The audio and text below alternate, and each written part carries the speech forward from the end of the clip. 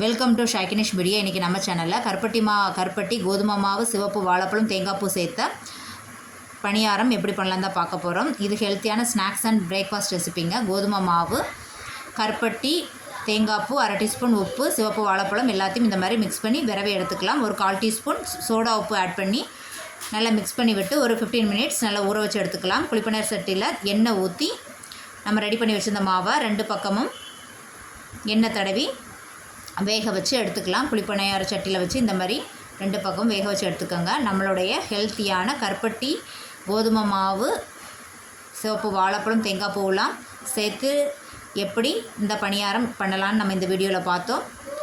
தேங்காய் பூவும் சேர்த்து நம்ம பண்ணியிருக்கனால சாப்பிடும்போது இடையில கடிப்படும் போது ரொம்ப டேஸ்ட்டாக இருக்கும். கருப்பட்டி சேர்த்து இனிப்புக்கு சேர்த்துருக்கனால பணியாரம் நல்ல மணமாக இருக்கும். நீங்களும் உங்கள் வீட்டில் ட்ரை பண்ணி பாருங்கள். கருப்பட்டியில் செஞ்ச ஃபுட்டு உடம்பை வளர்க்கும்.